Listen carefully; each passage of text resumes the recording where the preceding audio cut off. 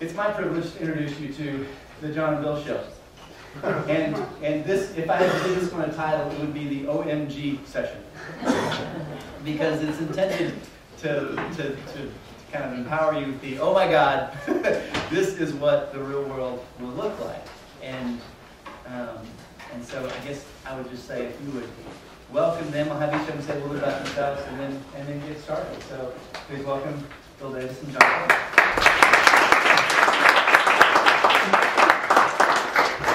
Thank you. I'll try to stand up first. I'm John Clark. I live just outside Chattanooga in Wildwood. 1982 graduate of Sewanee. Unfortunately, when I was in school, I didn't do very well. Friends now. I wanted to talk to you all a little bit about your first few months out of school when you move into a new apartment. But let me first tell you where I come from on this. As I said, I graduated from Sewanee in '82. I've been involved in real estate and construction the whole time I've been out.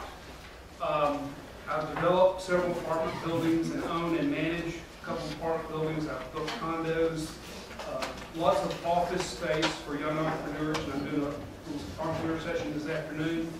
But it's been a very gratifying career, and some of you all are going to learn about apartments quicker than you want to, and I thought I would just give you a few basics as you move in that direction.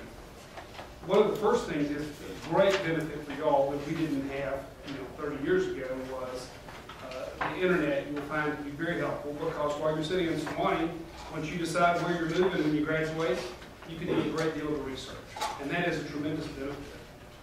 The first thing, as you find a city, you need to find out what part of that city you're going to live in. I think the easiest way it's going to do with that is going to have something to do with friends that you know who live in that city.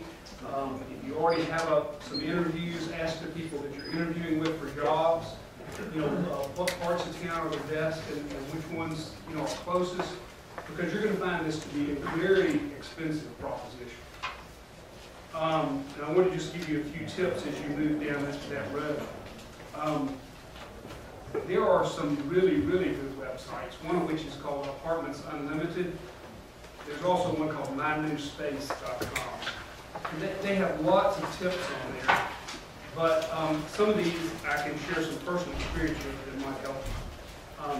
I know a lot of you all, probably almost all of you all, have a cell phone, and you'll have a cell phone by the time you graduate. It's important to have a local number. If you decide you're moving to Washington, it's important to have a local number that somebody can call you back at. Because that apartment manager is sitting in an office using a landline, and they may not want to call long distance. And you can do that two ways. You can either get you a new cell phone number, or a lot of these internet services offer voicemail boxes. You could have a voicemail box where an apartment owner or manager could call you back and leave you a message. When you go to an apartment to look at it, it's almost, it's not a job interview, but think about it that way. You need to dress like you are today for the most part, because these people are judging. Do they have an apartment that has a lot of worth, and they're saying, do I want to let this young man move in? Is he going to kick the door down the first day, or how's he going to treat my property? So you need to be timely. You need to honor all your appointments that you make to go look at apartments. Really kind of treat it like a job. Also online, you'll find some applications.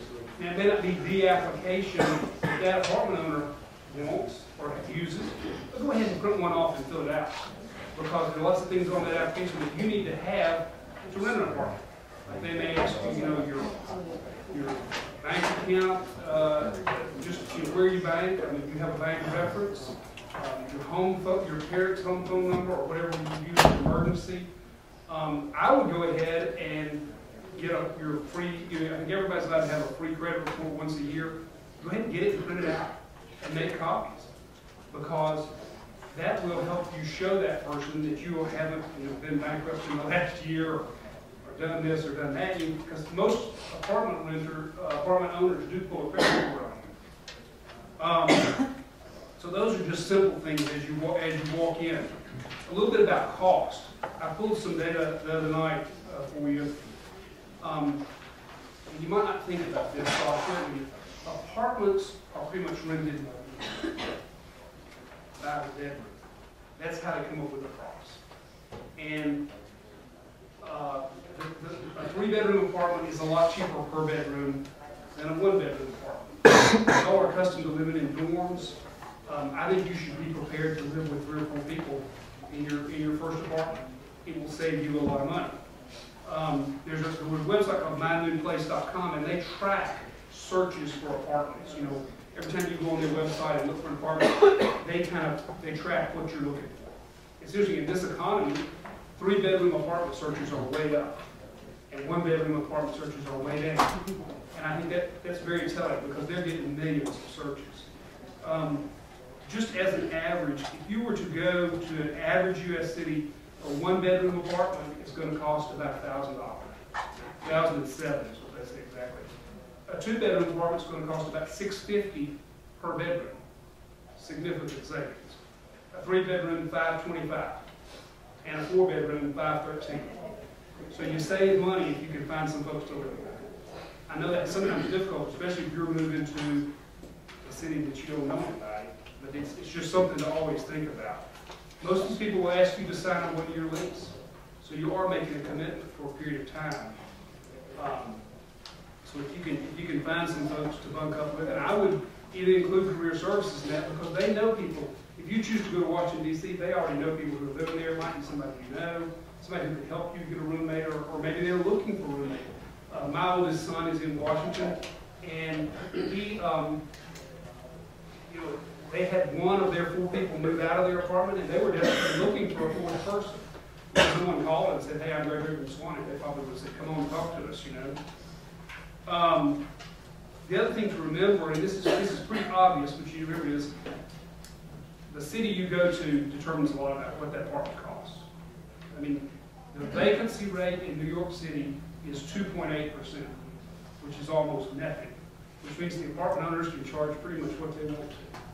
And I would say those numbers I just gave you would go up by 20 or 30% in New York City. San Francisco, the same. The other big cities, you know, one concept in business that doesn't get talked about a lot, if you think of the NFL cities, that's where the prices are high.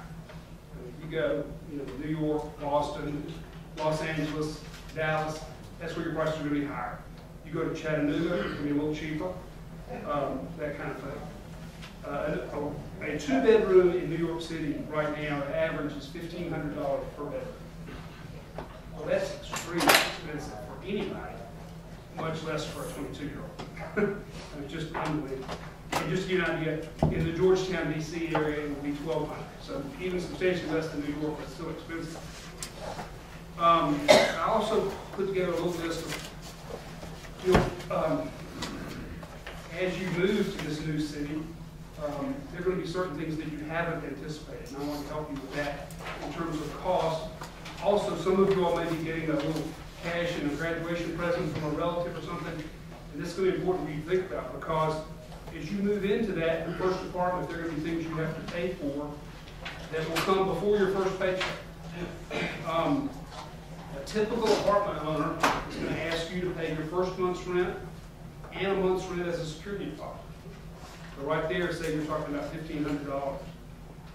If you want cable TV, it's probably going to be a $50 deposit. Utilities, $300 probably. That's what it's going to cost as a deposit just to get those utilities turned on in your name. You know, in the old days, everybody would get a telephone. You know, y'all certainly have the option not to get a landline, and most people in their first apartment don't have a landline. Internet service, you know, another $50. I totaled up those numbers and came out to $1,960. That's a whole lot of money to come up with when you move in your first apartment. So those are things you may want to try to negotiate. You know, some, very few apartments, but some include utilities. It's worth asking about.